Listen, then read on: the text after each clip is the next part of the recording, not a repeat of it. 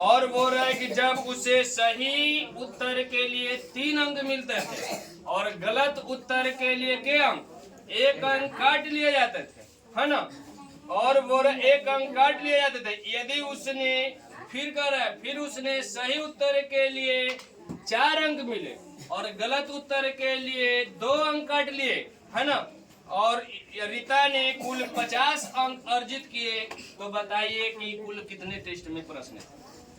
प्रश्नों की संख्या पूछ रहा है, तो हम लिखेंगे कि माना कि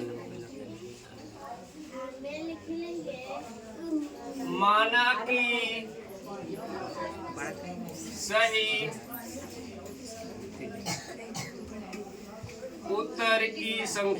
उत्तर की संख्या हम 1 मान लेंगे। सही उत्तर की संख्या क्या? x। कोई दिक्कत? गलत उत्तर की संख्या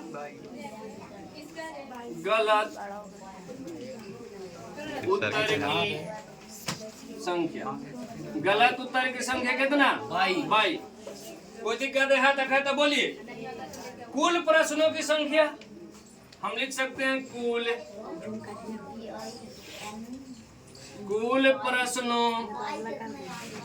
प्रश्नों की संख्या। अगर कुल प्रश्न कह रहा है तो गलत और सही दोनों ना। सही कितना? x और गलत कितना? 22। कुल प्रश्नों की संख्या x प्लस 22। कोई दिक्कत है तो बोलिए। अब चलते हैं प्रश्न से। बोल रहा है कि सही उत्तर के लिए कितने अंक? 3 अंक। सही उत्तर के लिए 3 अंक मिलते हैं और प्रत्येक गलत उत्तर के लिए 1 अंक काट लिए जाते हैं, तो कुल उसे कितना अंक मिला था? 40। तो यानी सही प्रश्नों की संख्या कितना? x।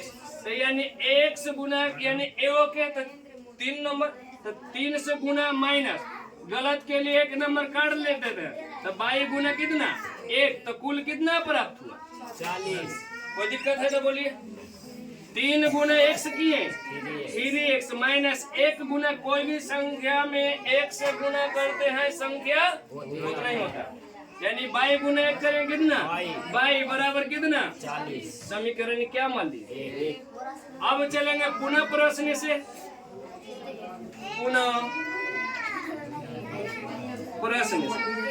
पुनः प्रश्न से फिर बोल रहा है कि सही उत्तर के लिए कितना अंक मिलता है? 4 अंक। और गलत उत्तर के लिए कितना?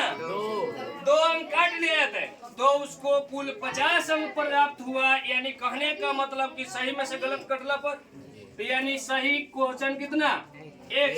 तो x गुना 4 माइनस 22 गुना कितना? 2 बराबर कुल कितना अंक मिला? 50। 4 गुना x किए कितना गया? 4x माइनस 2 गुना 22 किए 2y बराबर कितना? 50। समीकरण इसको क्या मान ली? कोई दिक्कत है तो बोलिए। दिक्कत नहीं है तो चलते हैं समीकरण 1 और 2 से। समीकरण 1 और 2 से। 1 और 2 से 1 कितना है? 3x माइनस y बराबर कितना? 40। दूसरा कितना है? दूसरा 4x माइनस 2y बराबर कितना? 50। समीकरण कितना? 2।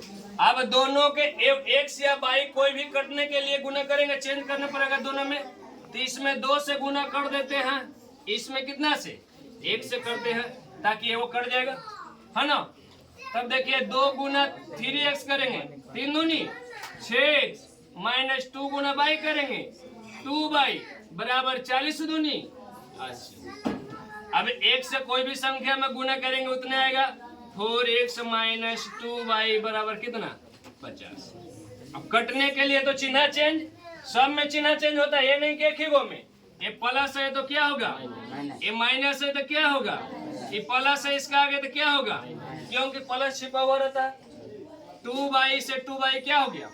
खत्म। 6x में 4x घट गया, कितना बचा? 2x माइनस में कि प्लस में? माइनस में होगा रे, बड़ा वाला का चिन्ह होता है ना, क्या होगा? प्लस में। यानी प्लस में बराबर कितना? 50। 80 में से 50 गया 30, काट देंगे 15 दूनी 30। x बराबर कितना? 15। x बराबर 15 आ गया, कोई दिक्कत? अब x बराबर 15 आ गया तो इसका मान चाहे समीकरण 1 में रखिए या समीकरण 2 में रखिए सेम ही आएगा। तो हम लिख सकते हैं कि x का मान समीकरण 1 में रखने पर, समीकरण 1 में रखने पर, हम 1 में रख के बना रहे हैं, आप लोग 2 में रखिएगा, ठीक है ना, तब ना समझ में आएगा। 1 में रखिए कितना है 3x माइनस बाई बराबर कितना 40। x का मान कितना आया तो 3 गुना कितना 15 माइनस बाई बराबर कितना 40। 15 तिया 45 माइनस बाई बराबर कितना 40। हम बाई पटी माइनस में तो ऊपर लेके चल गए तो कुछ हो जाएगा प्लस में बाई। अब 45 ई पटी माइनस में 40 है तो ई प्लस में ई पटी आएगा था माइनस में, यानी बाई बराबर कितना आ गया 5। कोई दिक्कत? जब बाई बराबर 5 आ गया तो हम यानी बाई बराबर 5 है, x बराबर कितना 15, तो हम लिख सकते हैं पढ़े कि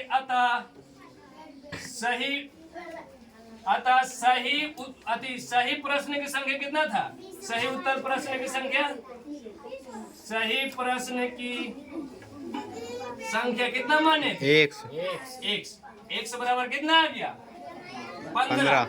गलत प्रश्नों की संख्या कितना माने थे बाई,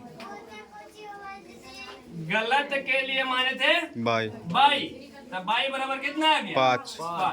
कुल प्रश्नों की संख्या कितना x प्लस बाई, कुल प्रश्नों की संख्या, कुल प्रश्नों की संख्या x plus by, x plus by, x बराबर कितना आया 15, 15, बाई बराबर कितना आया 5, 15 5 जोड़े तो कितना आया 20।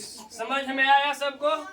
कोई दिक्कत नहीं तो ठीक है, कोई दिक्कत नहीं ना।